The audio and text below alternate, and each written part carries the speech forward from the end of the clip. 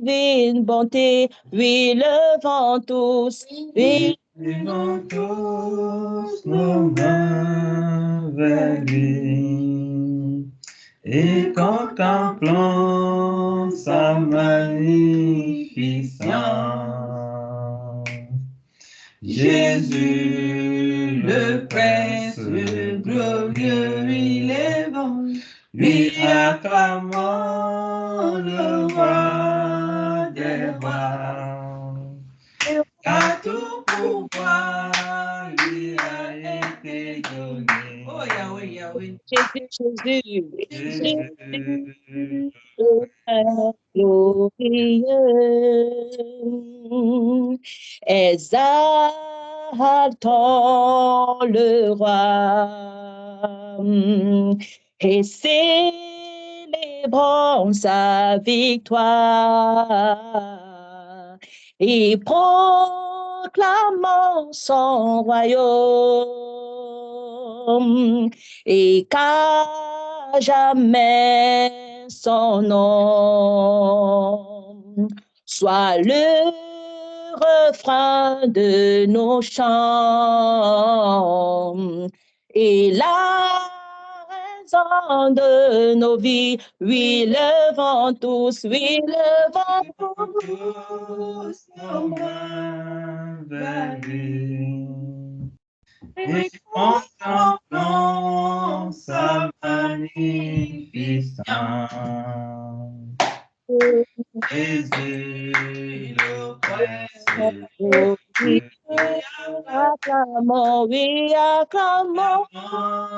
le roi des rois, car tout pouvoir lui a été donné. Jésus, le Prince glorieux, Oui, levons tous, oui, levons tous nos mains vers lui et contemplons sa magnificence. tous. Jésus, le Prince glorieux, Oui, acclamons le roi des rois, car tout pouvoir lui a été donné. Jésus, le Prince glorieux. Amen, amen, amen.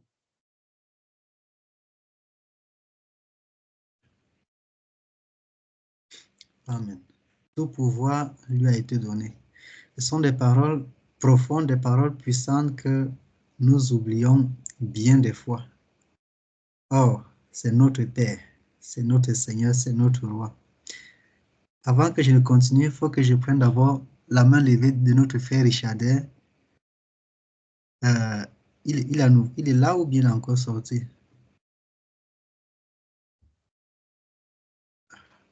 Il est sorti. Aïe, aïe, aïe. Amen. Donc, en tout cas, lorsqu'il reviendra, nous prendrons donc certainement ce qu'il avait sur le cœur pour nous. Mais en attendant, j'aimerais que nous puissions regarder quelques passages dans les Écritures.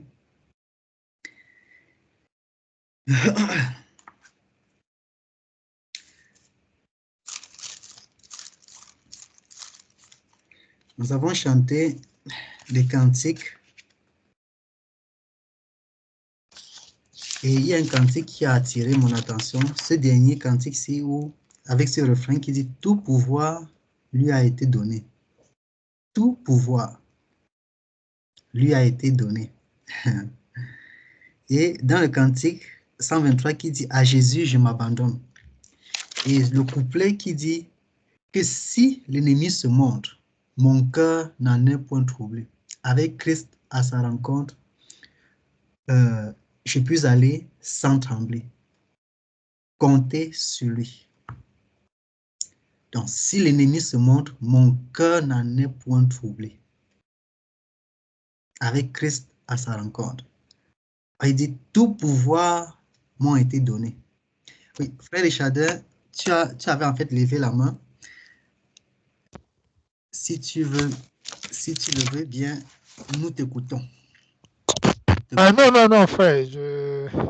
Tu peux continuer. Je crois que Skype, comme ils vont fermer bientôt, ils ont commencé les expériences là que sur moi.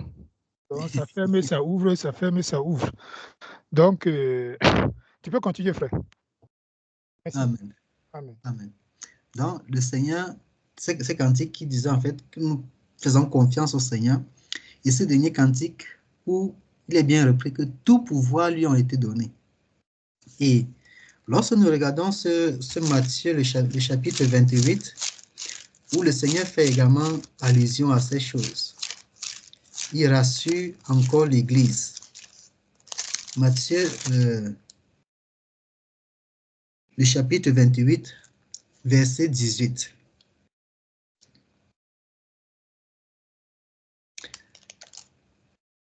Matthieu, chapitre 28, verset 18, on dit, Jésus s'étant approché, il leur parla ainsi. Tout pouvoir m'a été donné dans le ciel et sur la terre. Allez et faites de toutes les nations des disciples, les baptisant au nom du Père, du Fils et du Saint-Esprit, et enseignez-leur à observer tout ce que je vous ai prescrit. Et voici, je suis avec vous tous les jours jusqu'à la fin du monde.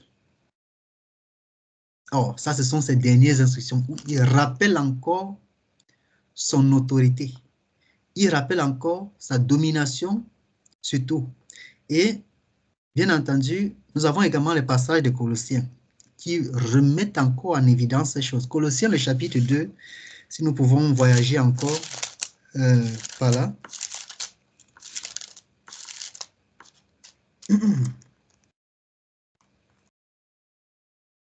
Colossiens, le chapitre 2, c'est un passage intéressant qui rappelle en quelque sorte à l'Église ce qui a été fait pour elle et ce que le Seigneur pense d'elle et en même temps ce que le Seigneur attend en fait de cette Église. Je pense que nous pouvons commencer peut-être à partir du verset 1 de ce Colossiens chapitre 2 jusqu'à la place qui touche directement également ce que nous sommes en train de toucher à présent par rapport à l'œuvre que le Seigneur a accomplie, à toute puissance qu'il a et donc l'implication de nous, Église. Colossiens chapitre 2 à partir du verset 1. Je veux en effet que vous sachiez combien est grand le combat que je soutiens pour vous et pour ceux qui sont à Laodicée et pour tous ceux qui n'ont pas vu mon visage dans la chair, afin qu'ils aient le cœur rempli de consolation, qu'ils soient unis dans l'amour, enrichis d'une pleine intelligence pour connaître le mystère de Dieu, à savoir Christ. Mystère dans lequel sont cachés tous les trésors de la sagesse et de la science. Je dis cela afin que personne ne vous trompe par des discours séduisants. Retenons bien ce verset-ci. Je dis cela afin que personne ne vous trompe par les discours séduisants. On s'imaginerait que quelqu'un puisse venir nous parler de façon séduisante, de façon explicite. Or, des discours séduisants, nous les avons de plusieurs façons, de plusieurs manières. Ça peut être de par des prêches, l'évangile de la prospérité, l'évangile de Dieu a tout payé, tu peux vivre comme tu veux, tous tes péchés sont pardonnés. En fait, il y a tout genre d'évangile également d'ailleurs, sans compter ceux du monde également qui viendront avec les paroles séduisantes pour essayer de nous amener dans leurs excès, dans leurs abus, comme disent les Écritures, qui trouvent en fait étrange que nous ne nous livrons plus au même débordement que nous avions avec eux dans le passé. Donc, les discours séduisants, nous les trouvons et les rencontrons de différentes façons d'où nous travaillons partout. Mais, il continue. Car, si je suis absent de corps, je suis avec vous en esprit, voyant avec joie le bon ordre qui règne parmi vous et la fermeté de votre foi en Christ.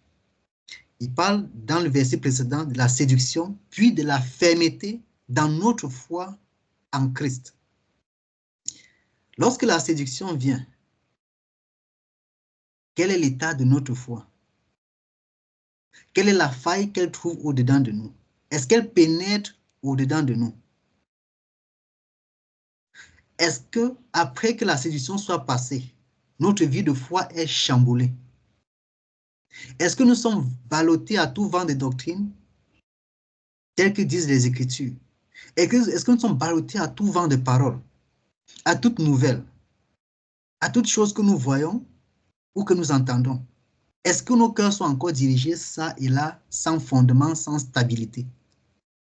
Parce que c'est en cela également que notre foi, soit elle est ferme, soit en tout cas elle court selon le vent des informations, selon l'évangile de Satan tel qu'il a voulu présenter, tel qu'il a présenté à Job.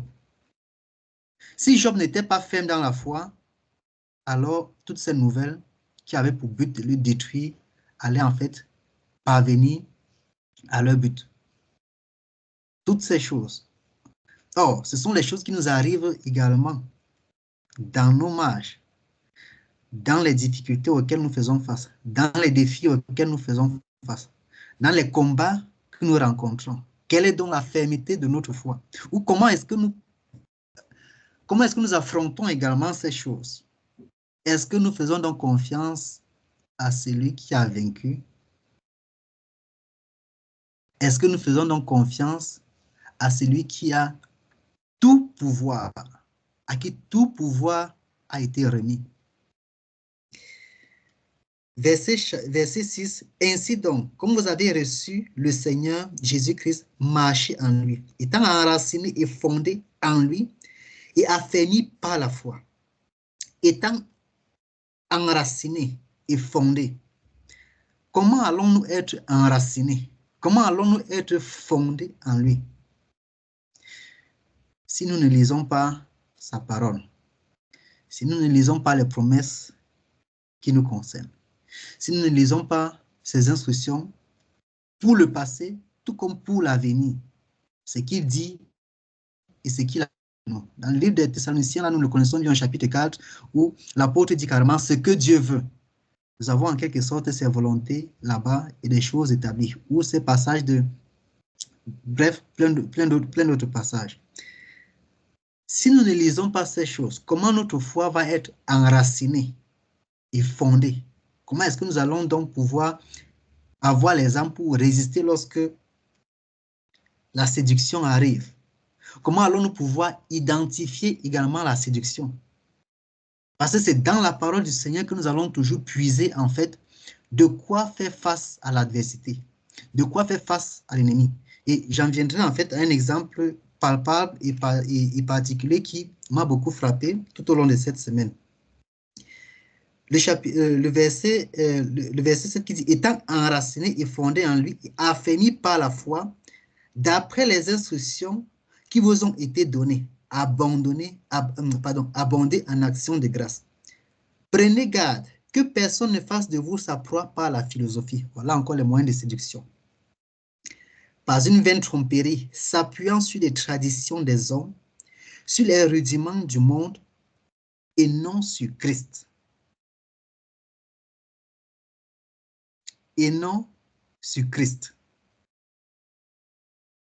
Si tout ce que nous faisons, ce n'est pas en Christ que nous le faisons, ce n'est pas au nom de Christ que nous le faisons, puisque l'héritage que nous avons, c'est parce qu'il a vaincu, c'est parce qu'il a dominé, c'est parce que nous sommes co-héritiers que sous sa parole, sous ce qu'il a fait, nous agissons. Si ce n'est pas en lui que nous trouvons le refuge, qu'allons-nous faire face à l'adversité? Qu'allons-nous faire face aux différentes turbulences qui arrivent? Est-ce que notre foi restera donc ferme si nous laissons le fondement qui est Christ? Et c'est d'où l'ennemi nous prend souvent. Au lieu de s'appuyer sur Christ, nous essayons de trouver les solutions par nous-mêmes. Nous essayons de trouver les moyens par nous-mêmes jusqu'à ce que nous puissions nous buter à quelque chose. avant de revenir consulter la parole et chercher, comme a fait David. Nous n'avons pas cherché Dieu selon la loi et un homme est mort. Or, il y a plein de choses écrites vraiment pour nous ici. Car, verset 9, en lui habite corporellement toute la plénitude de la divinité. Vous avez tous pleinement en lui, qui est le chef de toute domination et de toute autorité. En lui, c'est en lui que vous avez été circoncis d'une circoncision que la main n'a pas faite. Mais la circoncision de Christ, qui consiste dans le dépouillement du corps de la chair, ayant été enseveli avec lui par le baptême, vous êtes aussi ressuscités en lui. Et avec lui par la foi en la puissance de Dieu qu'il a ressuscité des morts. Vous qui étiez morts par vos offenses et par l'incirconcision de votre chair, il vous a rendu à la vie avec lui en vous faisant grâce pour toutes nos offenses. En nous faisant grâce, pour toutes nos offenses. Il a effacé, voici où je voulais en venir, il a effacé l'acte dont l'ordonnance nous condamnait et qui subsistait contre nous. Et il l'a détruit en le clouant à la croix. Et il l'a détruit en le clouant à la croix. Il a effacé l'acte dont les ordonnances nous condamnaient et qui subsistait contre nous.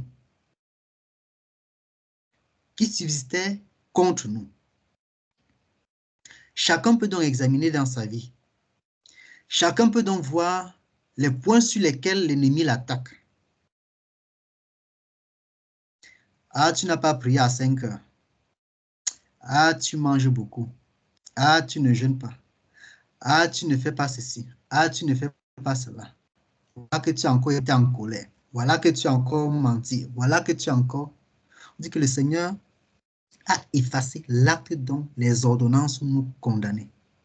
Quel que soit ce que nous pouvons citer à présent, quel que soit ce que nous pouvons énumérer à présent, la parole dit, il l'a en fait condamné.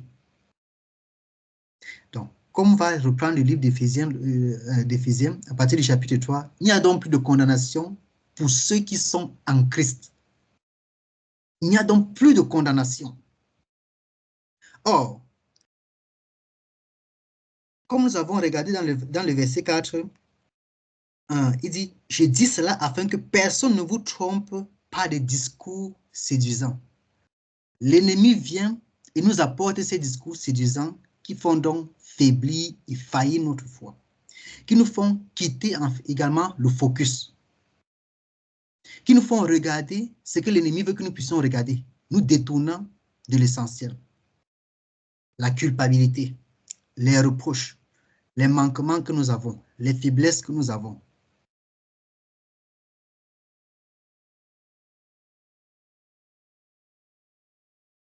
Mais le Seigneur dit qu'il a triomphé. Mais le Seigneur dit qu'il a vaincu.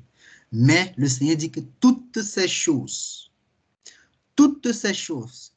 qui nous condamnaient, tout ce que l'ennemi peut citer, que ce soit notre passé avec lequel l'ennemi essaie parfois de jouer, en ramenant cela à notre mémoire, en ramenant cela à l'existence, c'est parce que tu as fait ceci que... Non, le Seigneur dit, toutes ces choses, tout acte dont l'ordonnance nous condamnait et qui subsistait contre nous. Donc, il y a en effet cela. Ce n'est pas qu'elles n'ont pas existé.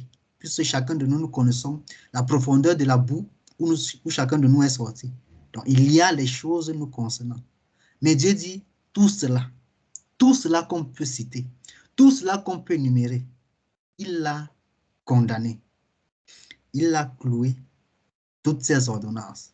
Il a pris la plainte. Job disait, qui me donnera ma plainte écrite? Qui me donnera la plainte écrite? Job voulait voir la plainte de son adversaire écrite, afin de la prendre, de la coller sur son front, coller sur sa poitrine, répondre haut et fort. en justifiant chacun de ces jours. Mais là, nous sommes d'une autre dimension que Job. Pardon. Pardon. Job savait sur quoi il comptait. Nous, on ne peut pas dire ce genre de choses, mais on a quelqu'un qui a cloué pour nous. Il a anéanti. Pourquoi est-ce qu'il nous donne ces informations? Pourquoi est-ce qu'il nous dit cela? Quelle est l'importance pour nous? Quelle est l'implication pour nous dans notre marche de chaque jour, dans notre avancée de chaque jour? Nous lisons et nous avançons. Il dit verset 15, il a dépouillé les dominations et les autorités et les a livrées publiquement en spectacle en triomphant d'elles par la croix. En triomphant d'elles par la croix. D'où mon cantique 182 que j'aime encore. Enfin, Jésus a triomphé. Le temps de résistance. Enfin, il a vraiment triomphé. Moi, je sais d'où je suis sorti. Je sais d'où je suis sorti et je connais en partie certains des actes qui me rendaient coupable. Mais le Seigneur dit, oublie. Ton casier judiciaire est vierge. Vierge.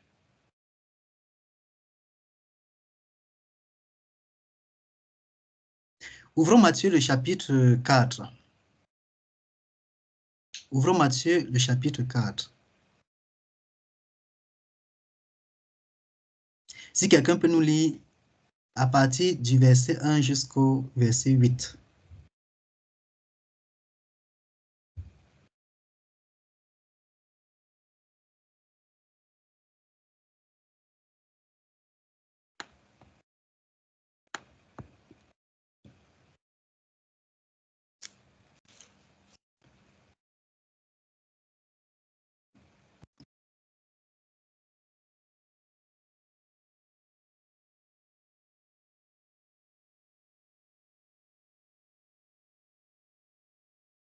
Matthieu, chapitre 4. Vous m'écoutez? Allô? Ok. Amen. Matthieu, chapitre 4, du verset 4 au verset 8. Du verset 1 au verset 8. Du verset 1 au verset 8. Alors Jésus fut amené par l'Esprit dans le désert pour être tenté par le diable. Après avoir jeûné 40 jours et 40 nuits, finalement il eut faim. Et le tentateur, s'étant approché, lui dit, « Si tu es le Fils de Dieu, ordonne que ces pierres deviennent des pains. » Verset 4. Mais Jésus répondit et dit, « Il est écrit, l'homme ne vivra pas de pain seulement, mais de toute parole qui sort de la bouche de Dieu. » Alors le diable le transporta dans la sainte ville, et il le mit sur le haut du temple. Et il lui dit, « Si tu es le Fils de Dieu, jette-toi en bas, car il est écrit, il ordonnera à ses anges de te porter sur leurs mains, de peur que ton pied ne heurte contre une pierre. » Verset 7. Jésus lui dit, « Il est aussi écrit, tu ne tenteras pas le Seigneur ton Dieu. » Le diable le transporta encore sur une forte haute montagne, et il lui montra tous les royaumes du monde et leur gloire. Et il lui dit, « Je te donnerai toutes ces choses si tu te prosternes et m'adores. » Amen. Amen. Amen. Quand nous sommes bien portants ainsi, quand nous sommes bien debout, nous lisons la parole, c'est bien. Mais il y a une chose, et ce qui m'a un peu plu dans la version du frère Richardet, mon frère, lis un peu le chapitre, le verset 2 dans ta version, la voix. Il y a une formulation là-bas.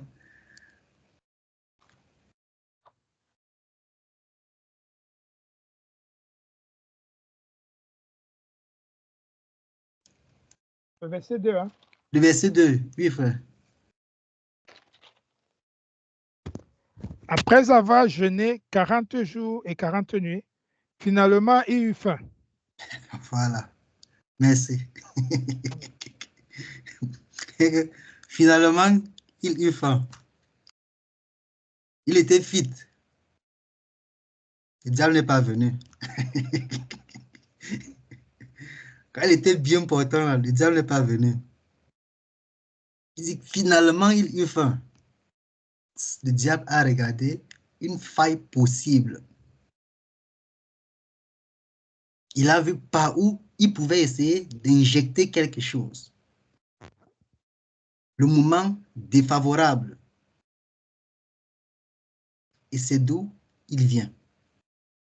C'est d'où il commence à présenter en fait les différentes choses que nous avons lues. Et d'où je disais tantôt par rapport à la méditation, par rapport à nos réactions. L'apôtre Paul parlait que personne ne nous séduise par la séduction ou par la philosophie. Voilà l'ennemi qui vient pour tenter le Seigneur lorsqu'il eut finalement faim. C'est un élément important et décisif pour le diable. Parce qu'il observe, comme nous avons d'autres passages qui disent qu'il rôde comme un lion rugissant, cherchant qu'il va dévorer. Il observe, il regarde. Le gars s'y est zélé à présent. Que c'est pas bon. Mais la sœur s'y prie. Non. À présent, si elle risque de me téter grave. Il observe, il regarde.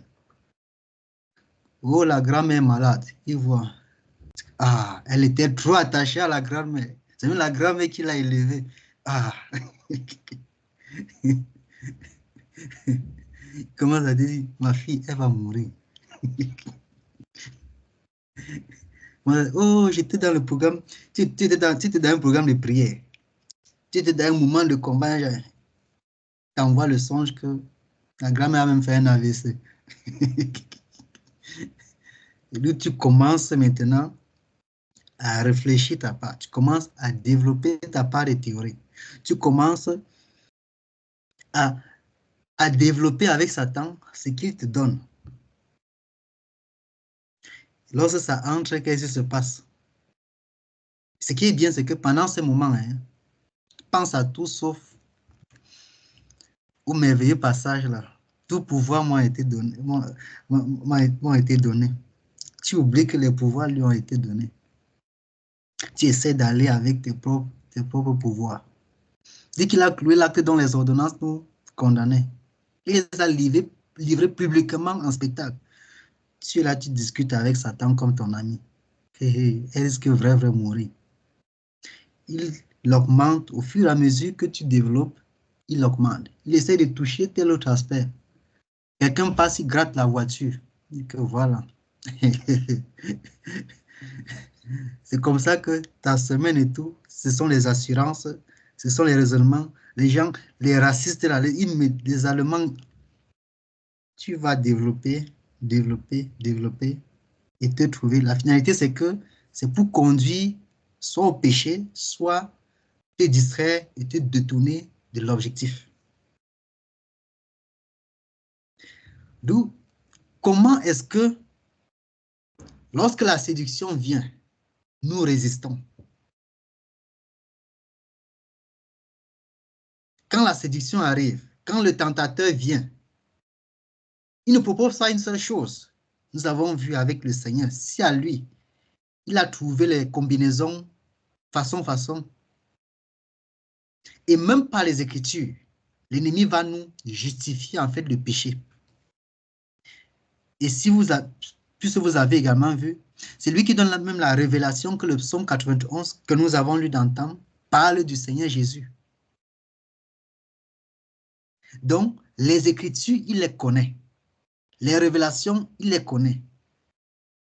Si tu veux les Écritures pour justifier la bêtise, il va t'en donner autant que tu veux.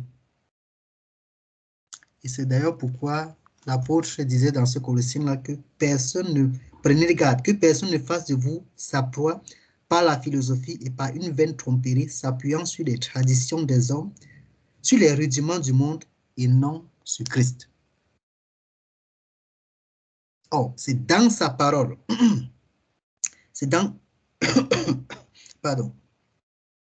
C'est dans sa parole au verset 7 de notre Colossiens chapitre 2, il dit, étant enraciné et fondé en lui et affermi par la foi. Quand Satan arrive donc, tu n'es pas enraciné.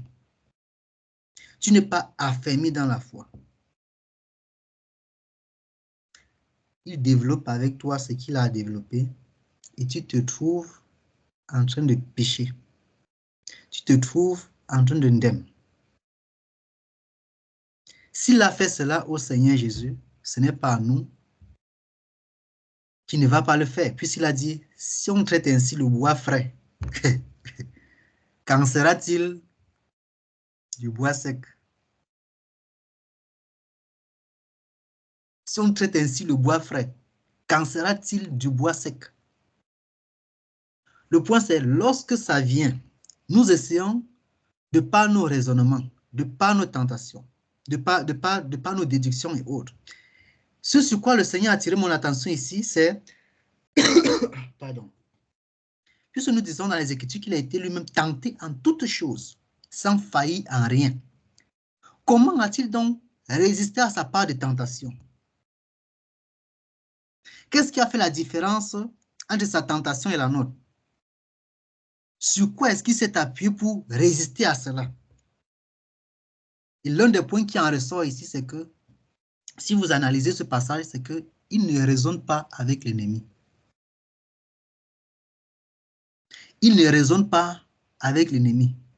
Il ne chatte pas avec l'ennemi. Le Seigneur avait effectivement faim. Il dit, verset 4, Jésus répondit, il est écrit. Écoutons d'abord ce que le délinquant a dit. Si tu es le Fils de Dieu,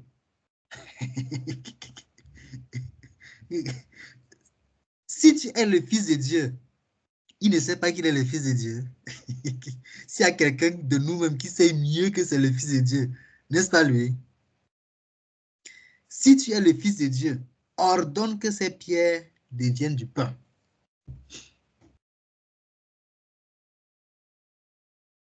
Il n'a pas dit qu'il n'est pas le Fils de Dieu. Hein? Il n'a pas dit qu'il n'est pas le Fils de Dieu. Mais il dit, si tu es, ordonne. S'aimer cette ambiguïté-là. S'aimer ce doute-là.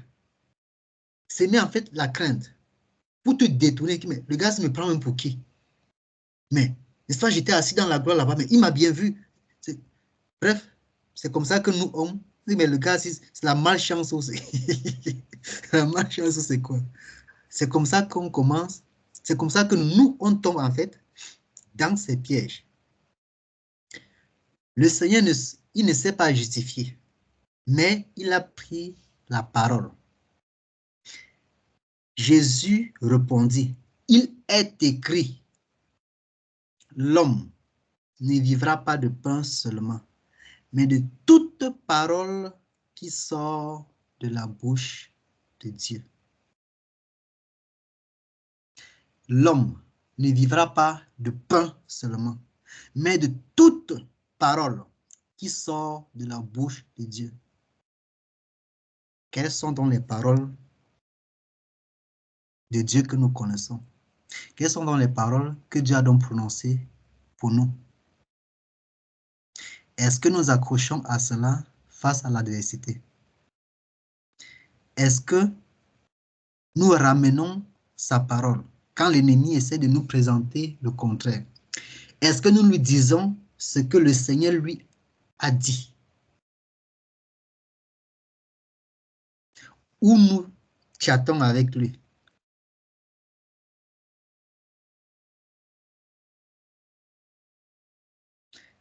Les raisonnements, le Seigneur en avait tant. En tout cas, c'est la sagesse incarnée. Si c'est pour les justifications, il pouvait sortir des milliers de justifications. Il n'est pas allé sur les raisonnements. Il n'est pas allé sur les discussions avec l'ennemi. Non. Il est écrit, l'homme ne vivra pas de pain seulement, mais de toute parole qui sort de la bouche de l'Éternel. Est-ce que c'est il est écrit qui retentit également en nous face aux différentes choses que nous confrontons. Parce que j'en suis sûr, chacune des choses où nous fautons, les choses sont écrites par rapport. Mais est-ce que nous ramenons cela dans la pensée? Est-ce que nous ramenons cela dans le cœur lorsque l'adversité se présente, lorsque le tentateur vient donc pour nous séduire de la sorte? Dieu va comprendre. C'est juste cette fois-ci-là. En tout cas, moi, j'étais fatigué. Bref, des justifications, on en a des tonnes. Où on fait d'abord, pensant bien faire, comme David, sans se référer à ce qui est écrit, qu'on connaît, avant de revenir après dans ce qui est écrit. Deuxième tentation, il lui dit, si tu es le fils de Dieu, jette-toi, car il est écrit. Quand il a parlé, quand il a donné, il est écrit, le diable a dit, ah, donc tu parles les Écritures, hein? Je connais aussi les Écritures. Le diable lui donne également l'Écriture pour justifier son péché. Puisque tu dis que tu aimes la Bible, il est écrit dans la Bible ici là que allez et faites de toutes les nations les disciples. Donc, je suis une femme, il faut que j'aille annoncer la bonne nouvelle, la grande commission. Il est écrit. Il est écrit. Mais Jésus lui dit, il est aussi écrit. Tu ne tenteras point le Seigneur ton Dieu. Il est aussi écrit. Hein. Il n'a pas dit, le diable n'a pas menti. De la première jusqu'à la deuxième intervention, il n'a menti en rien. En fait, dans toute cette intégration ici, le diable n'a menti en rien. Il n'a menti en rien.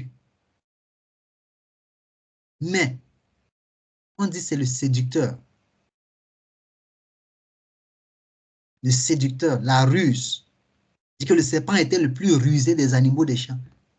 La ruse. Il te prend par la ruse. Mettons un peu la main dans Proverbe avant de revenir ici voir. Parce que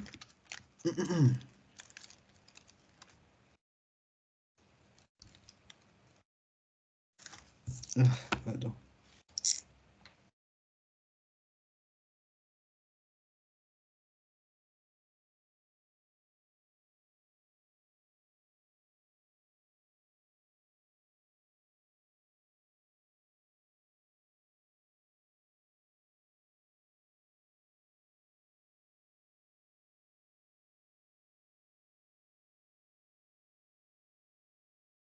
Proverbe, le chapitre 7, pardon.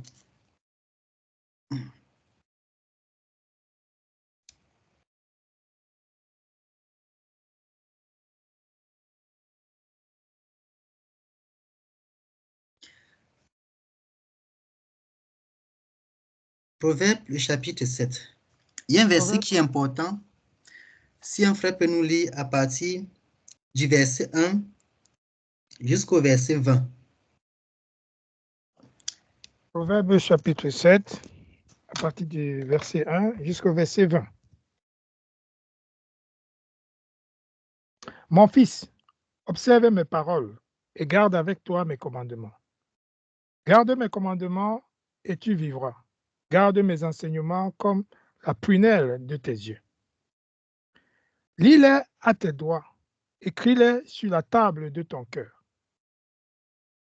Dis à la sagesse, tu es ma sœur, et appelle l'intelligence ta présence, ta parente. Verset 5, afin qu'elle te préserve de la femme étrangère, de l'étrangère qui emploie des paroles doucereuses. Verset 6, comme je regardais de la fenêtre de ma maison à travers mon treillis, je vis parmi les stupides et je remarquai parmi les jeunes gens un jeune homme dépourvu de sens. Il passait dans la rue, près de l'angle où se tenait une de ses femmes, et qui suivait le chemin de sa maison.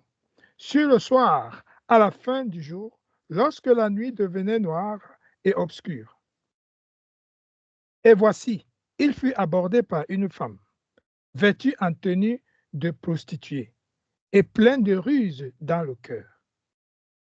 Elle était bruyante et débouchée. Débauchée, ses pieds ne restaient pas dans sa maison. Tantôt dehors, tantôt sur les places, elle se tenait aux aguets à chaque coin de rue. Verset 13. Elle le saisit et l'embrassa, et avec un visage effronté, lui dit, « J'ai chez moi des sacrifices d'offrande de paix. J'ai aujourd'hui accompli mes vœux.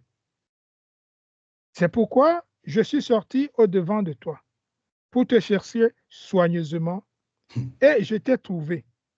J'ai garni mon lit de couverture, d'étoffe de fil d'Égypte.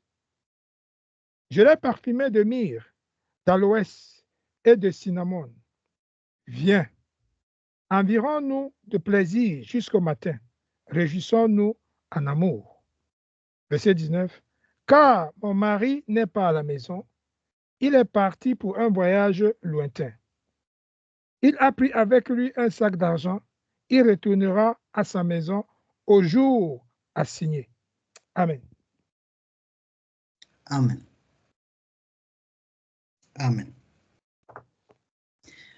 Le verset, l'histoire, vous la connaissez certainement.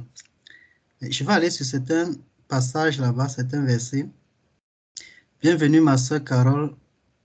Bienvenue. Que la paix du Seigneur soit avec toi, ma soeur. Nous sommes dans Proverbes au chapitre 7 et nous venons de lire comme ça du verset 1 au verset 20. Donc, le verset 5, je disais tantôt, disait, pour qu'elle te préserve de la femme étrangère, de l'étranger qui emploie des paroles doucereuses. Nous sommes quittés de Matthieu pour venir ici. J'essayais de faire un peu le rapport avec Satan et cette autre sorcière-ci là. Les paroles doucereuses. Vous-même, vous avez entendu comment elle a parlé au dimanche là. Avec le langage religieux encore dedans.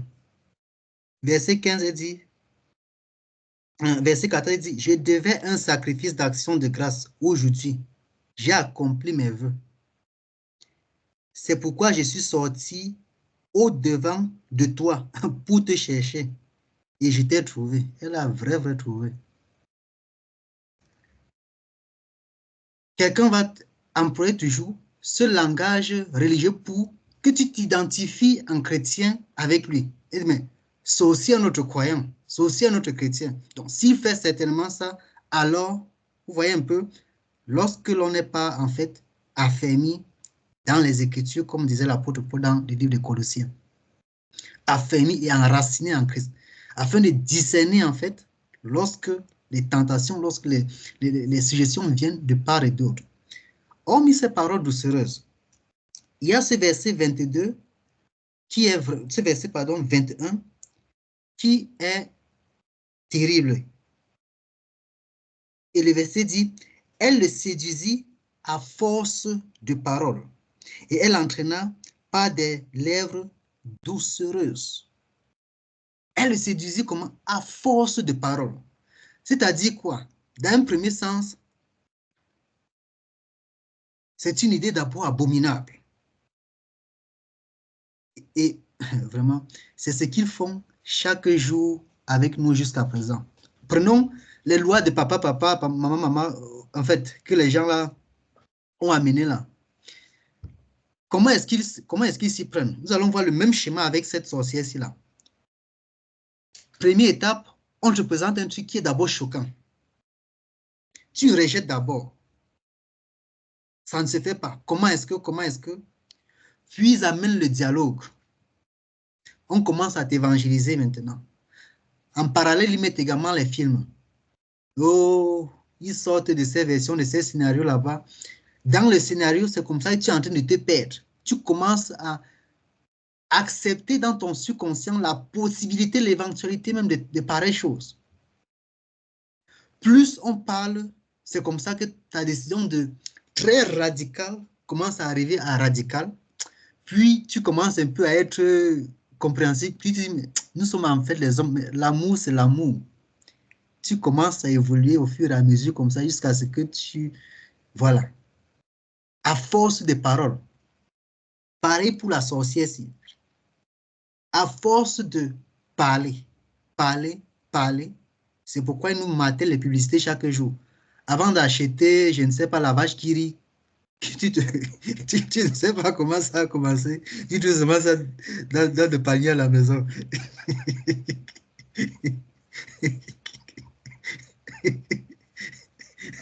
Tu ne sais pas qu'on t'avait eu avant que tu n'ailles au supermarché. Tu dis que tu as seulement vu ça comme ça. Non, c'est qu'on t'a eu. C'est qu'on t'a eu. À force de publicité, c'est entré en toi. Ton subconscient a embrassé la vache iris.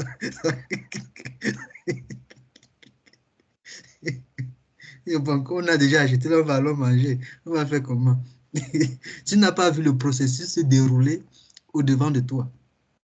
Les paroles doucereuses, ça ne va jamais être présenté brut et sale tel que ça l'est. Non. Sinon, chacun fuit. Et c'est pourquoi le diable, avec le Seigneur, utilise ce qui ressemble, ce qui paraît vrai. C'est vrai ce qu'il dit, mais il y a le piège, la subtilité derrière. Et le point, c'est il n'a pas à raisonner avec le diable. Or, on convainc celui-ci parce qu'il s'est mis à raisonner. C'est parce qu'il a écouté. C'est parce qu'il a également... Il est entré dans les discussions, il est entré dans les raisonnements. Et c'est comme ça qu'il a pu être convaincu. Parce que si on a convaincu quelqu'un, ça veut dire que ce n'est pas du coup comme ça qu'il était d'accord quand même. Donc il y a eu une évolution par rapport à ses positions jusqu'à en arriver à cette fin-là. Elle le séduisit à force de parole. Il l'entraîna. À force de parole, il a été séduit. Revenons donc dans notre Matthieu, nous regardons encore le caractère du Seigneur face à ces choses. Il n'est pas allé dans les détails. Il n'est pas allé dans le déballage là. Il n'est pas allé dans le déroulement. Il est aussi écrit. Puis, on dit verset 8, le diable le transporta encore sur une montagne très élevée, lui montra tout le royaume du monde et leur gloire. Et lui dit, je te donnerai toutes ces choses si tu te prosternes et m'adores. Dans le livre de Jean, il y a également car cela m'a été donné. En fait, le diable ne ment pas dans cette car cela m'a été donné. Jésus lui dit, retire-toi Satan, car il est écrit. Tu adoreras le Seigneur ton Dieu et tu le serviras lui seul. C'est à ce niveau d'automatisme que nous devons arriver pour ne plus succomber au piège de l'ennemi. Chaque fois que les enfants du Seigneur tombent, c'est parce qu'ils donnent lieu au raisonnement. C'est parce qu'ils donnent lieu aux discussions. C'est parce qu'ils essayent, de par leurs propres moyens, de justifier ou de comprendre même la bêtise que l'ennemi est en train de présenter. Elle le séduisit à force de paroles. Des paroles doucereuses. Et tout ce que le diable promet ici, là, ce sont toujours les choses belles. Les choses qui flatteraient l'homme. Je me prosterne un seul coup et j'ai tous les royaumes, toute la terre à moi. Juste un instant. Juste un instant. Mais la grande ruse derrière. D'où il était d'entendre question de ce que nous entendons en fait du Seigneur. Est-ce que ce que nous confessons, est-ce que ce que nous chantons, Lorsque l'adversité vient, est-ce que nous rappelons cela à nos esprits? Est-ce que nous rappelons cela à notre intelligence?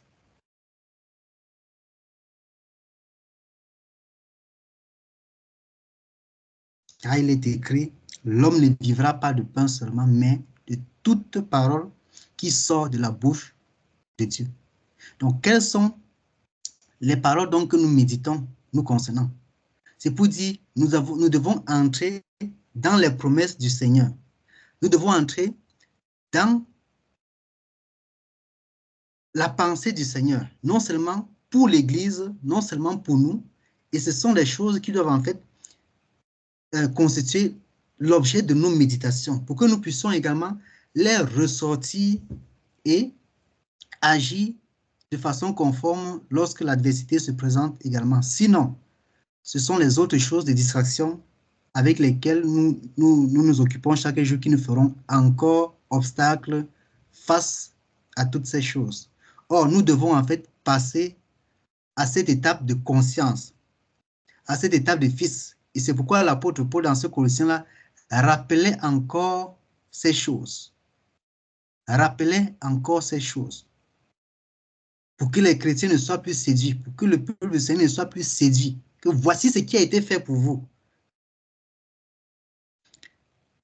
Bref, que le Seigneur nous bénisse, nous fortifie encore et nous donne vraiment de prendre ces paroles une fois de plus au sérieux pour nous dans nos marches, dans nos vies quotidiennes, pour chercher non pas les discussions avec l'ennemi, mais d'aller dans ses promesses. Dans ses promesses, ce qui nous fera plutôt du bien. Comme a dit le prophète dans Lamentations, chapitre 3 et autres là-bas, méditer sur ses promesses, méditer sur ce que le Seigneur a dit et que nous puissions présenter notre identité face au Seigneur, ce que Dieu dit de nous lorsque la tentation, lorsque l'ennemi se présente. Que ce soit le « il est écrit » qui parle également au-dedans de nous. Il est écrit. Il est écrit. Amen. Que le Seigneur bénisse encore son peuple. Amen. Amen. Amen. Quand sur les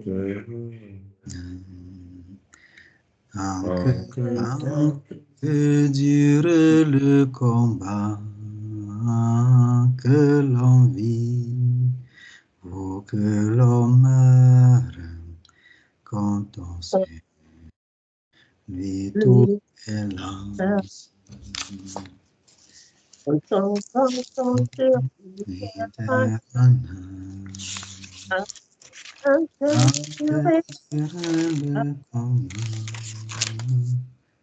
Et où que l'on meurt, quand on lui tout est l'amour. Et si l'ennemi se montre, mon cœur n'en est point troublé. Avec Christ à sa rencontre, je puis et sans trembler, t'entends. Lui l'honneur, Que tant que tu dure le combat, que l'on vit ou que l'on meurt, quand tout est dans. Si j'en perds la lumière, mon chant s'élève en vie. Pour se changer en prière, dans sa béni cantant, quand sur fidèle, que tu me le combat, que l'on vit ou que l'on meurt, quand on suit lui m'approuve comme flamme, et demain comme aujourd'hui, je ne veux quoi qu'on réclame, jamais faux. et sur lui cantant sur lui d'un honneur. que tant que tu vas le combat, et l'on vive ou que l'on meure,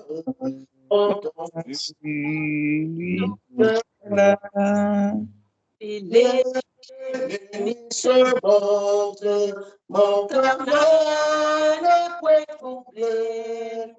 Avec lui, à sa rencontre, c'est plus ça.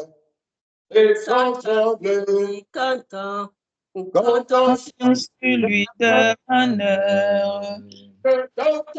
Dure le combat, que l'on vive ou que l'on meure. Et tout est là. Et l'ennemi se montre, mon cœur ne peut troubler. Avec lui, à sa rencontre, c'est puissant. Laissant trembler, cantant sur lui de radar. Tant que tu Le combat, que l'on vive ou que l'on meure, quand on sur lui tout est là. cantant sur lui de radar. Tant que tu Le combat, que l'on vive ou que l'on meure, quand on sur lui tout est là. L'ennemi va toujours se montrer. Et quand il va se montrer, quelle doit être notre attitude? Nous avons bien suivi cette exhortation. Nous avons suivi que le Seigneur lui-même a été tenté. Quand il a eu faim, c'est là le diable s'est montré à lui. Parfois, quand nous sommes faibles, c'est là le diable se montre à nous pour nous donner des alternatives, pour nous donner des solutions.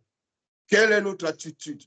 Nous allons prier ce matin. Nous allons prier en ce moment que le Seigneur nous donne de tenir ferme, quelles que soient les propositions, quelles que soient les suggestions, que nous puissions tenir ferme à la parole. Oui, ça viendra des moments où nous sommes faibles. Oui, ça viendra des moments où nous avons la nécessité. Ça viendra des moments où nous avons besoin. Mais nous devons tenir ferme. Nous devons tenir ferme à toute épreuve. Alors nous allons prier que le Seigneur nous accorde cette grâce de tenir ferme, de ne pas nous orienter par rapport à nos désirs, de ne pas nous orienter par rapport à ce que nous voulons voir accomplir, mais de nous orienter par rapport à la parole de Dieu. Que dit la parole de Dieu? Qu'est-ce que nous devons faire? Le Seigneur nous dit que nous ne devons pas aimer le monde, ni les choses qui sont dans le monde. Parce que dans le monde, il y a la convoitise de la chair, il y a la convoitise des yeux, il y a l'orgueil de la vie. Nous pouvons être dans la nécessité, mais ceci peut être une convoitise. Notre Seigneur, après le jeûne, a eu faim. On pourrait dire, mais est-ce qu'avoir faim, c'est un péché? Non, il a eu faim, c'est normal.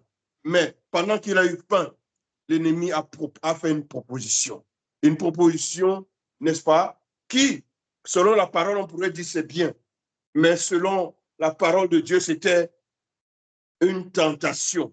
Alors nous allons prier que le Seigneur nous accorde une ferme de résister à toute épreuve, parce qu'il viendra toujours, parce qu'il rôde, c'est notre ennemi, dont il ne nous lâchera pas. Il n'a pas lâché notre Seigneur, il ne nous lâchera pas. Mais quand il viendra, que nous soyons fermes à toute épreuve, nous soyons fermes. Prions au nom de Jésus. Seigneur, merci. Père, Seigneur, merci pour cet encouragement. Merci pour cette exhortation. Merci, Père, pour ce que tu as accompli. Père, merci. Père, merci, Seigneur Jésus. Merci, Père, pour l'exhortation. Oh, Seigneur, de tenir ferme. De tenir ferme, Seigneur Jésus. Père, donne-nous. Père, donne-nous de tenir ferme, Seigneur. soit l'adversité, Mais nous savons, mon Dieu, moi, quelle que soit l'adversité, Donne-nous de tenir quel ferme, que soit le moment temporel dans lequel nous sommes, Oh Seigneur, les moments. Père éternel, mon Dieu, Oh Père. te supplions, Oh Père, les moments de Père, détresse. Donne-nous de tenir Père, ferme. affermis-nous, Que nous ayons le regard fixe, ni à gauche, ni à droite, fortifié dans le nom de Jésus. donne-nous Que nous ne puissions pas tomber dans le piège de l'ennemi, Seigneur Jésus. que nous ne soyons pas ballottés. Père, affermis nos âmes. Père, affermis nos esprits. Quel que soit le moyen de tentation, que ce soit physiquement, que ce soit dans la chair, au travers des maladies, oh Père, nous te donne Fais affermir, résister avec l'ennemi, et résister à l'ennemi, avec une foi. et que nous ne puissions pas tomber dans le raisonnement, Père. Et que nous ripostons si l'ennemi arrive, Père, par ta parole, par tes manifestations, Père, par tes promesses, Seigneur Jésus. Père, oh Seigneur,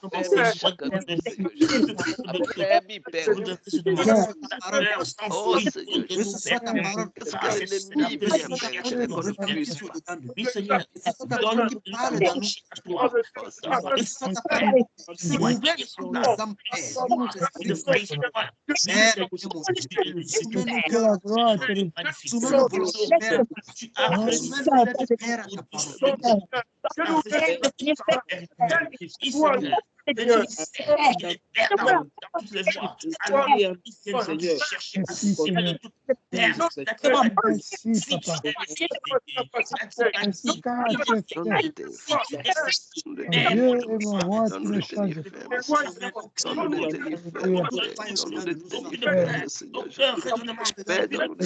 Père à ta parole. Donne-nous de tenir ferme, Seigneur Jésus.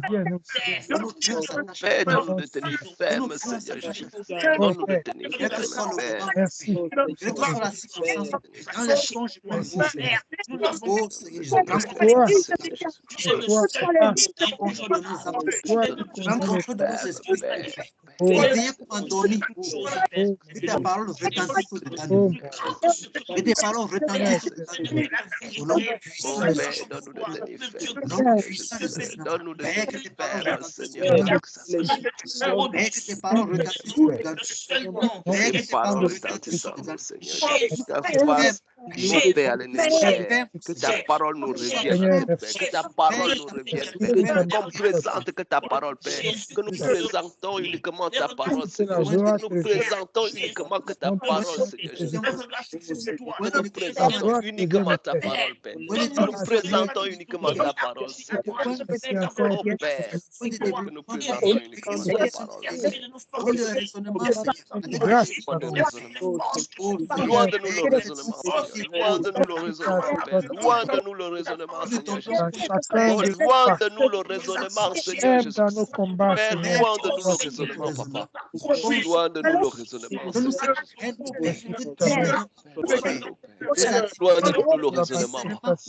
Loin de nous le raisonnement, Papa. Loin de nous le raisonnement, Seigneur Jésus. Père, loin de nous le raisonnement. Loin de nous le raisonnement, Seigneur Jésus. Père, loin de nous le raisonnement, loin de nous le raisonnement, Seigneur Jésus. Loin de nous le raisonnement, Père. Loin de nous le raisonnement, Seigneur Jésus. Loin de nous le raisonnement, Père.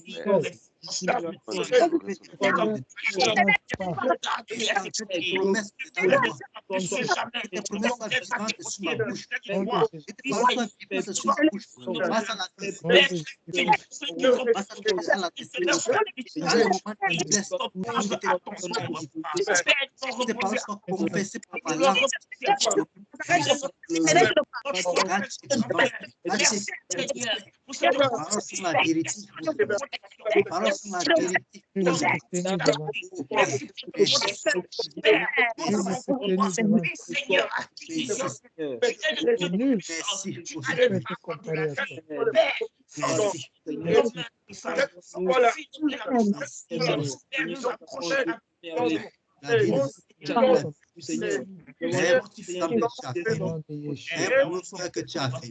Pour les décisions que tu as faites, pour les discernements que tu donnes, pour tes paroles que tu rappelles au-dedans de nous, la crainte du péché que tu as dedans, la crainte du péché que tu as dedans, Seigneur, te disons merci.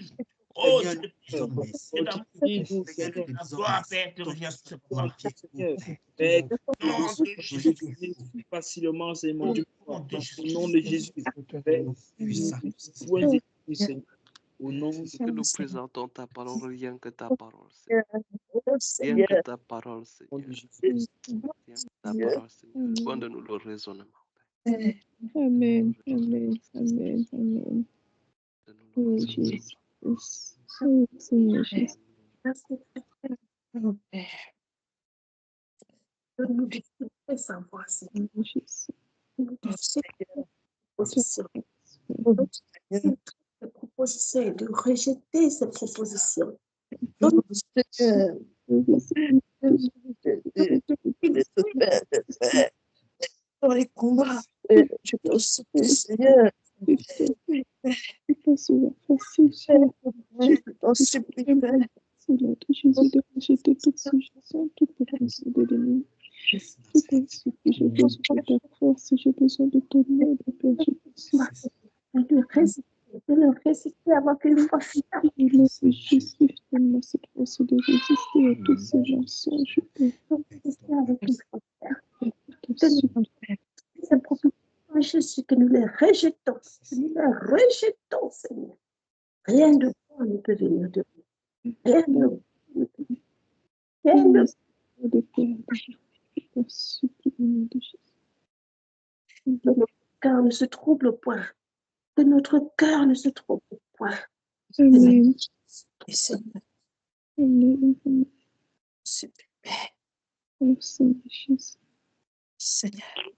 Amen. Prions également. Amen. Amen. Que le Seigneur nous donne de méditer sur ses promesses. Que Amen. le Seigneur nous donne de rappeler ses promesses dans nos cœurs. Amen. Que ces promesses soient l'objet de nos méditations. Que cela soit présent. Que nous soyons conscients de notre identité. Amen. Conscients de ce qu'il dit de nous. De ce qu'il attend de nous.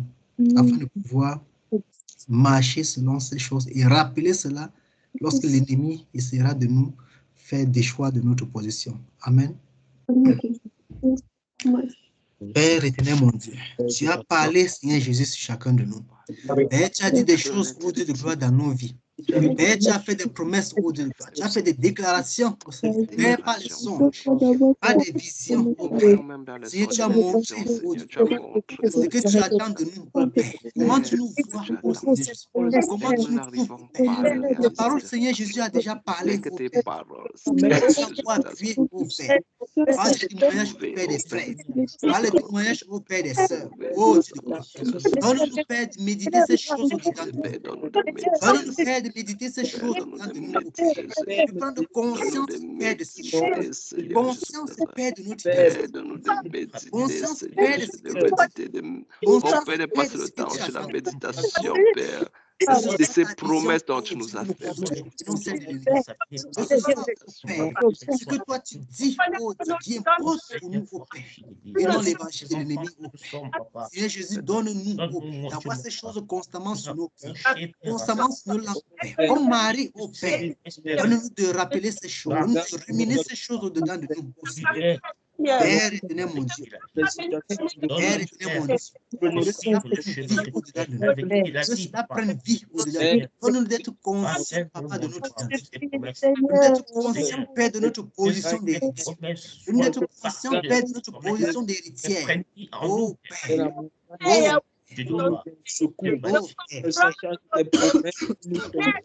nous sommes tes co-héritiers, Seigneur. Nous sommes tes co-héritiers. Donne-nous, Père, de grandir. Donne-nous, Père, de grandir. Donne-nous, Père, de grandir. Donne-nous, Père, de grandir. Nous voir, Seigneur Jésus, les choses telles que toi, tu les vois. De nous percevoir, Père, telles que toi, tu nous perçois. Père, donne-nous de grandir. Père, donne-nous de grandir. Consume en nous, Père, ces complexes. Consume en nous, Père, ce raisonnement. Consume en nous, oh Père, cet évangile de l'ennemi, oh Seigneur. Père, mon Dieu, éteins toute autre voix dedans de nos pères qui n'est pas de toi.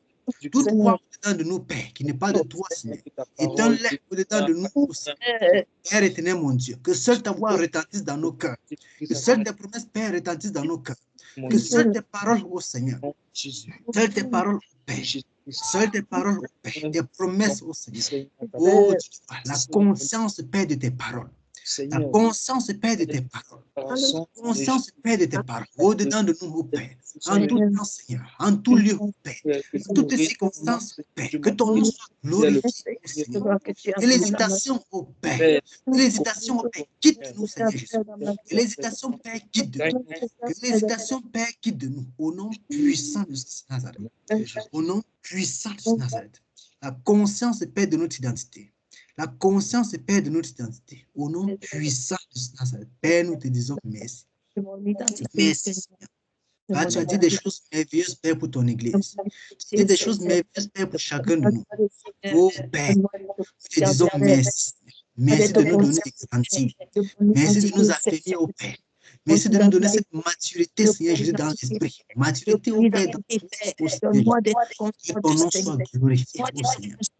Que ton nom soit glorifié, oh Seigneur. Que ton nom soit glorifié, oh Père. Merci, Seigneur. Merci, Seigneur.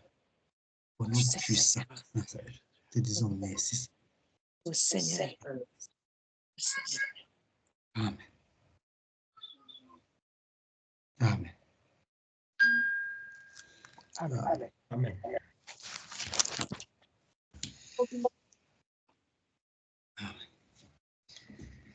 Que le peuple du Seigneur soit encore béni. Soit encore béni. Amen.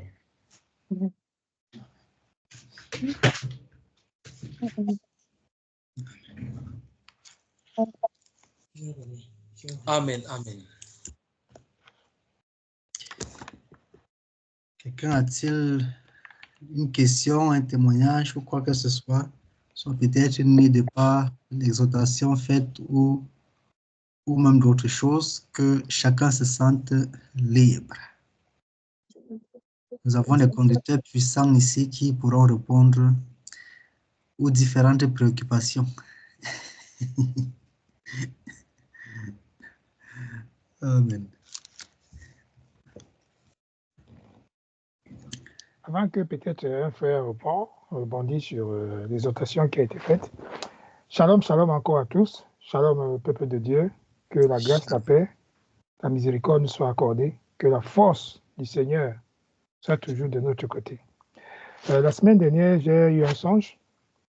Et dans ce songe-là, il y avait les dirigeants européens, un dirigeant d'un pays européen ici, avec une opposante.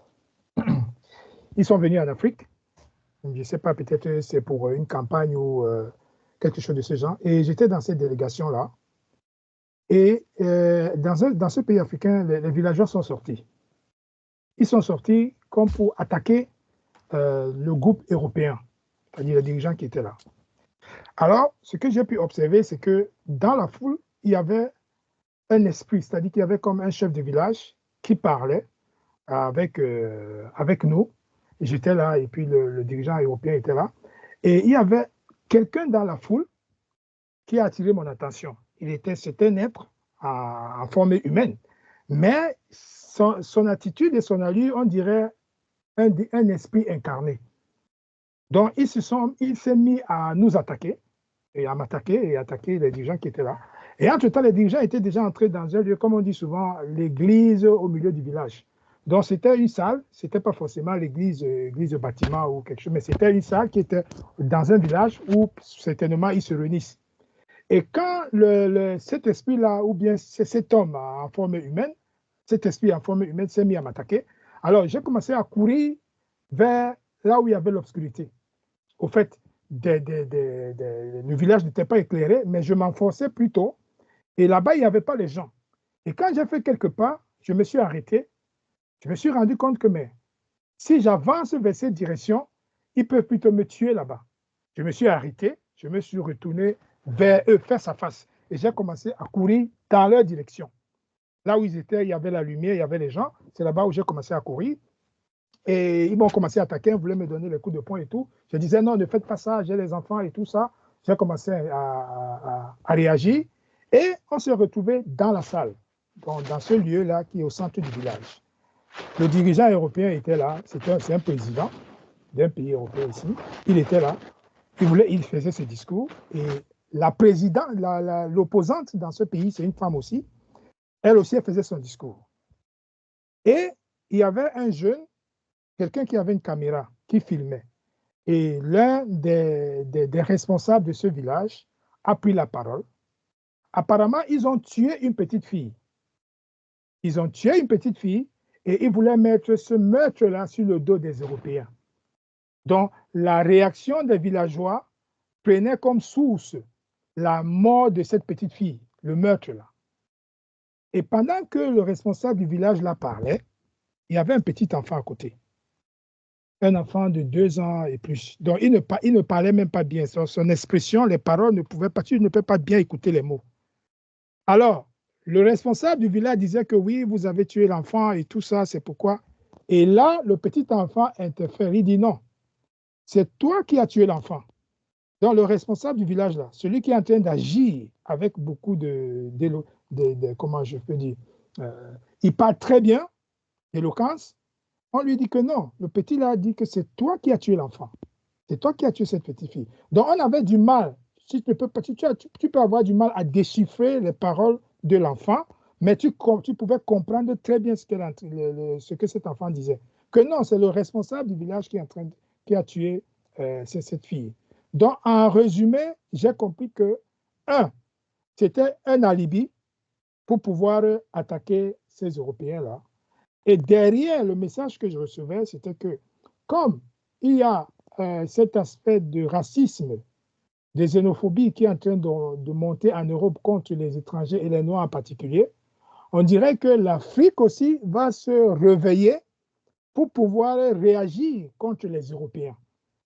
Mais là, peut-être ils prendront des arguments qui ne sont pas forcément fondés, pour ne pas dire que c'est la réaction au racisme que les Noirs vivent en Europe, mais j'ai comme l'impression que l'Afrique aussi, dans ce sens-là, l'Afrique va réagir pour avoir comme une certaine animosité contre les Européens qui seront en Afrique. Donc peut-être c'est une interpellation que le Seigneur nous donne afin que nous puissions prier que ce genre de choses n'arrivent pas parce que l'Église n'en a pas besoin et les êtres humains en général n'ont pas besoin. Donc voilà un peu déjà d'abord pour un premier instant ce que je voulais partager comme message que j'ai eu la semaine dernière. Amen. Amen. Amen. Ça, que le Seigneur soit glorifié. Et comme tu l'as dit, c'est vraiment une interpellation à l'Église pour que nous puissions prier afin que cette animosité-là ne puisse pas être déclenchée parce que nous savons que ce sont avec le retour des esprits qui ont également été pris à l'Afrique dans les années passées et tout, il y a également, ils ont été défaits dans le passé avant d'être amenés en captivité ailleurs. Donc, étant revenus, même également sur un certain plan spirituel, il y a aussi une haine contre l'ex-oppresseur, qui est encore toujours également sur le territoire. Donc, bien que nous puissions également voir parfois les manifestations sur le plan physique, il y en a également un arrière-plan spirituel qui est également à ne pas oublier. Et l'Église étant au milieu de ces choses, je pense que nous sommes en fait les arbitres en réalité de ces choses. Quand le Seigneur présente comme ça, c'est à nous, maintenant, telle qu'était l'exhortation du frère, d'intercéder afin de faire pencher la balance selon la volonté du Seigneur, Donc, avant que nous finissions, vraiment, il faudrait que, ensemble avec l'Église, nous puissions élever les voix par rapport à ce sujet, Amen. Amen. Amen. Le Seigneur soit glorifié. Parce qu'il faut toujours un motif pour pouvoir justifier la bêtise. Il faut toujours. Toujours. Et même pareil chez le sorcier. Hein. Tu le regardes, il te dit pourquoi tu m'as regardé. C'est suffisant pour qu'il vienne te manger la nuit. il faut un truc bizarre sur lequel il va s'accrocher pour venir t'attaquer. Mais tout ça, en tout cas, que le Seigneur soit glorifié. Que le Seigneur soit glorifié. Il y a un témoignage que j'aimerais faire à l'égard de l'Église, dans le sens d'encourager encore chacun de nous, ainsi que mes bien-aimés conducteurs et tous également, selon comment le Seigneur nous conduit chaque jour. Donc, étant à l'hôpital, je reçois un patient qui a du mal à marcher, qui doit utiliser un rollator. Si vous connaissez un peu à quoi ça ressemble, quoi. Un appareil à 4 roues là, qu'il pousse en fait s'appuyer ainsi dessus pour avoir l'équilibre et pouvoir marcher, quoi. Donc, il est également incapable de pouvoir apprêter son souper soi-même. Donc, il a besoin d'aide sur ces choses de base-là. Et c'est comme ça que, l'ayant reçu dans mon secteur, étant donc dans sa chambre pour faire les premiers soins et tout, nous sommes en train de causer, puis je reviens par la suite. Étant en train ayant apporté ses médicaments et également son repas du soir. Nous sommes en train de causer. Il me fait comprendre qu'il est musulman, turc. Il me fait comprendre qu'il croit au Seigneur Jésus. En fait, on parlait, il avait ces paralysies-là. Et je lui dis, est-ce que tu crois que Jésus peut guérir cela? Il dit que oui, il croit. Ça m'a d'abord surpris parce qu'un musulman, il dit qu'il croit. Un musulman qui dit qu'il croit en Jésus et tout. Et je dis, ok. Crois-tu que Jésus peut guérir cette paralysie? Il dit oui, il croit que Jésus peut guérir. Il dit que Jésus est vivant. Les gens qui disent que Jésus est mort là, ce sont des menteurs, ce sont des idiots. Qui croient que Jésus est vivant. Et c'est l'une des raisons pour laquelle il a également des problèmes au milieu de ses frères musulmans face à ce genre d'affirmation, quoi. Il dit que, ok. Il dit que le Seigneur Jésus, le Seigneur Jésus est en réalité vivant et c'est lui le chemin, la vérité et la vie. Que quiconque croit en lui reçoit en son nom la vie éternelle. Est-ce que tu crois cela? Il dit que oui. Oui, il croit au Seigneur, il croit cela et tout. Il dit que le Seigneur nous a demandé, il dit que je vais prier pour toi si tu le veux, mais ça sera au nom de Jésus, car il nous a demandé de prier pour les malades et que les malades seraient guéris. En son nom, nous prierons pour les malades. Est-ce qu'il croit que le Seigneur pourra le guérir? Ce n'est pas un homme qui guérit, c'est le Seigneur Jésus. C'est le Seigneur Jésus qui guérit.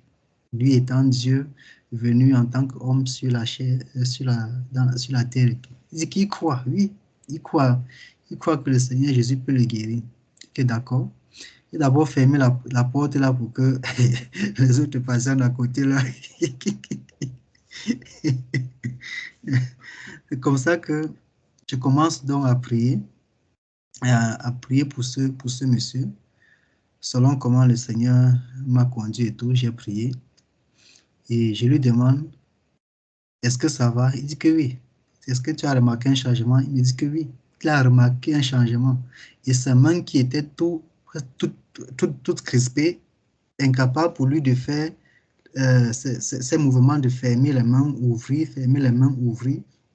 Normalement, il parvenait maintenant à les faire. Il n'en revenait pas du tout. Je lui demande de se lever et de marcher. Il se lève, il avance, il fait des pas, il va vers le mur, il revient.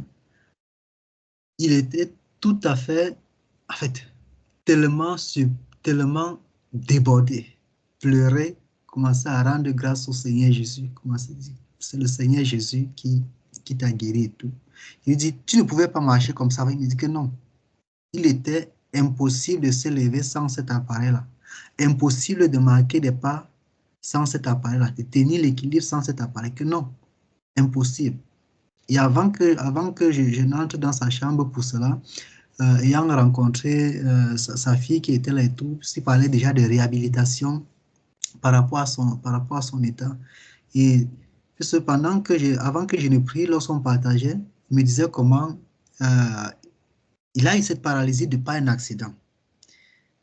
Ayant bu, descendant au cœur pour encore chercher le vin, c'est comme ça qu'il est tombé des escaliers et il a fait près de 2 semaines dans le coma avant d'être relevé, avant de se réveiller avec ces paralysies-là, quoi.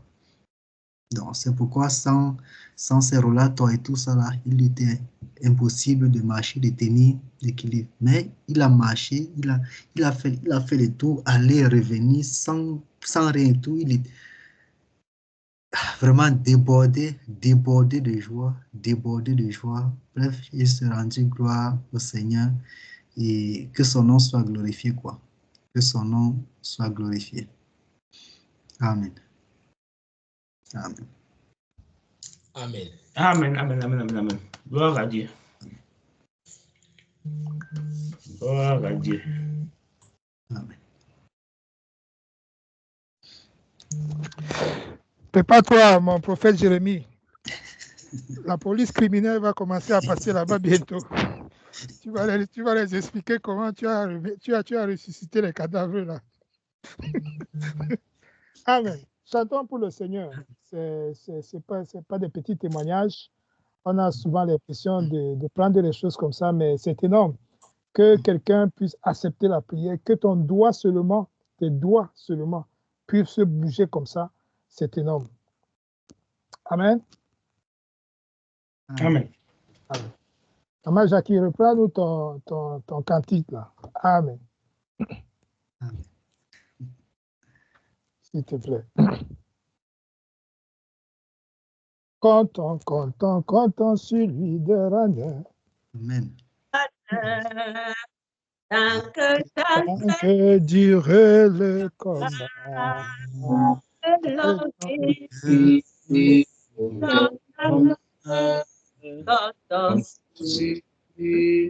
Tout est là. Comptons sur lui de tant que tu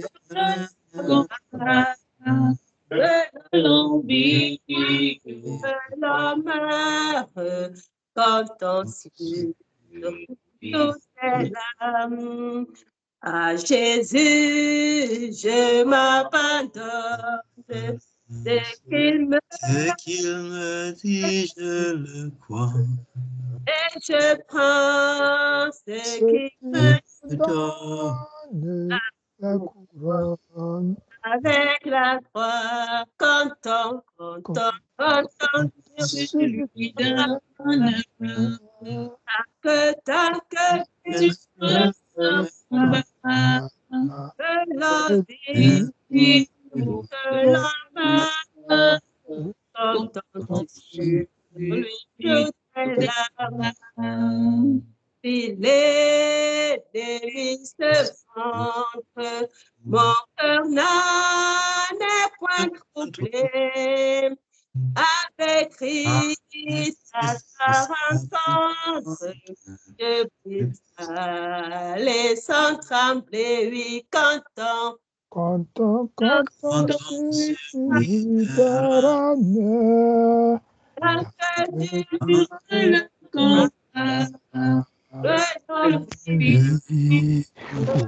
combat, lui tout est là. Si j'en perds vers la lumière, mon chant c'est pour se changer en prière. Si nous dans sa santé, comptons sur lui. Et tant que jure le combat.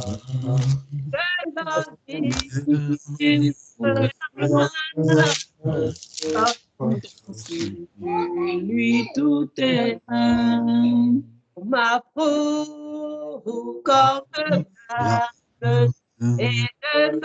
et demain comme aujourd'hui, Quoi qu'on C'est que survivre content. Content tant que durer le combat.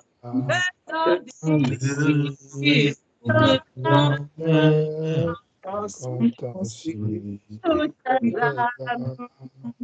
Il est béni. Mon cœur n'en est point troublé.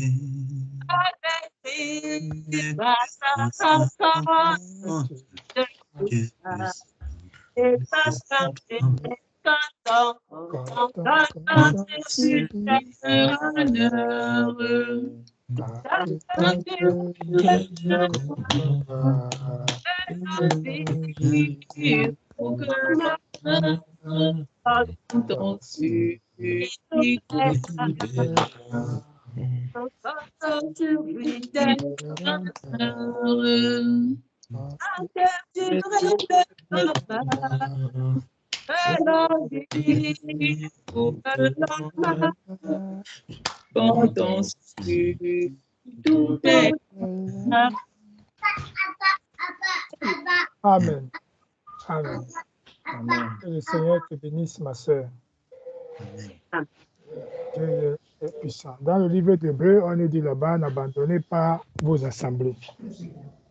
C'est un prédicateur de la parole. Ils ont pris ce verset et ils l'ont transformé pour emprisonner les enfants du Seigneur et les brebis du Seigneur. Parce qu'on leur dit, n'abandonnez pas vos assemblées. Mais la réalité, c'est que tu ne peux pas vivre ta chrétienté seule. Ta chrétienté, tu ne peux pas la vivre seule.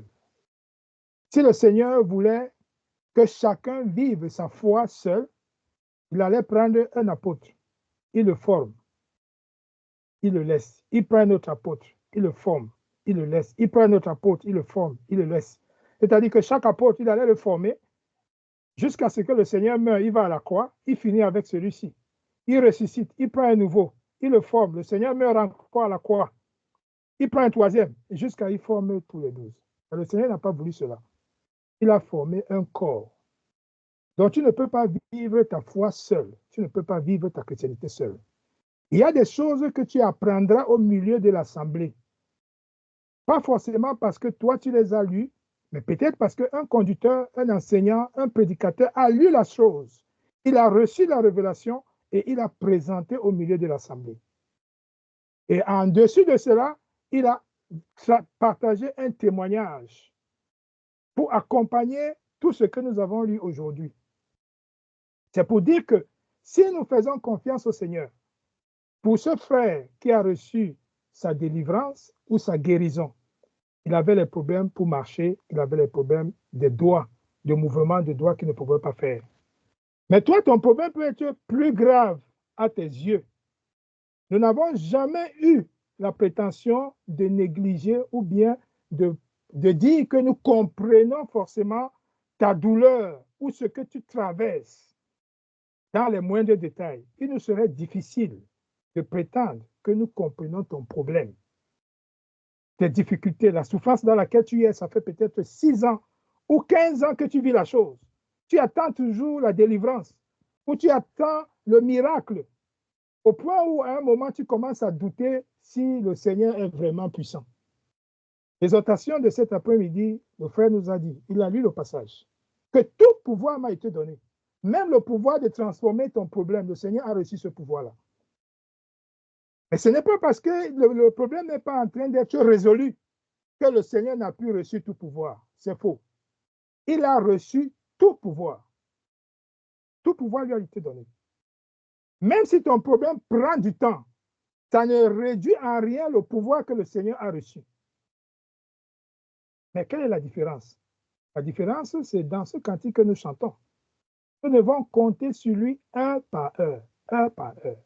Chaque minute, nous comptons qu'à tout moment, ce problème peut être changé. Même si on meurt, dans la mort, nous comptons toujours au Seigneur. Beaucoup de gens, beaucoup d'êtres humains font faillite. Pourquoi? parce qu'ils n'ont pas la foi dans leur cœur. Ils n'ont pas Dieu dans leur cœur. C'est pourquoi quand le problème arrive à un certain niveau, ils trouvent la solution de se suicider. Mais le suicide, c'est le début maintenant de la vie. Parce que là-bas, on parlait de la vie éternelle. Je veux dire, le suicide, quand tu quittes ce monde-ci, c'est là où la vraie vie commence. Ici, les plus robustes, la Bible dit, c'est 80 ans. Mais de l'autre côté, on nous parlait de la vie éternelle. C'est parce que les gens ont rejeté Dieu de leur cœur qui passe par les suicides. Mais nous comptons sur le Seigneur, même après la mort.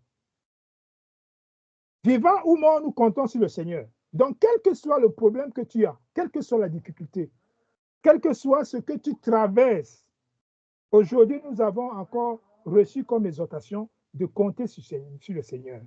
Parce qu'il a reçu tout pouvoir. Il n'y a pas un pouvoir que le Seigneur n'a pas. Il n'y a pas un seul pouvoir que le Seigneur n'a pas reçu. Mais ce qui nous manque, c'est simplement de ne plus regarder les choses par la chair. Parce que si nous regardons par la chair, il nous sera difficile de résister à la tentation. Le livre de Matthieu 4, qu'on a lu tout à l'heure, on peut te montrer tous les royaumes de cette terre. Si tu les regardes avec les yeux charnels, tu ne vas pas résister à la tentation. Il faut plutôt que nous regardions les choses sur le plan spirituel. Qu'après ces royaumes, après tout ça, après la guérison, après le mariage, après la famille, après la richesse, après le travail, après la régularisation, après tout cela, qu'est-ce qui va donc rester? Donc, il y a la vie éternelle. C'est ce que nous regardons. La semaine d'avant, nous avons parlé par rapport à regarder les choses d'en haut. De rechercher premièrement les choses d'en haut. Les douleurs que nous pouvons avoir maintenant, les difficultés que nous pouvons avoir, les tentations que nous pouvons avoir, peuvent faire obstacle à notre vision céleste, des choses d'en haut. Les difficultés que nous avons maintenant peuvent faire obstacle à notre vision des choses d'en haut. C'est pourquoi comptons sur le Seigneur. Ce n'est pas une parole simple, on ne le dit pas comme ça.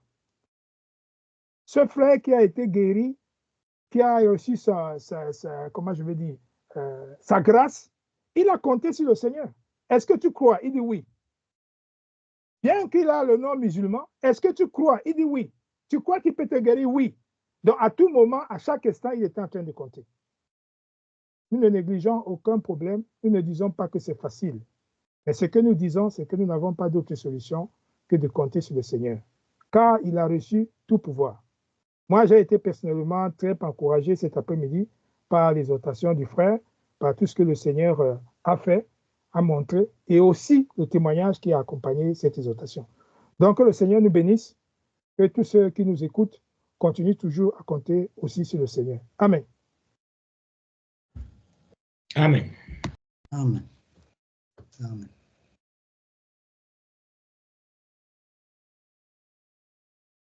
Amen.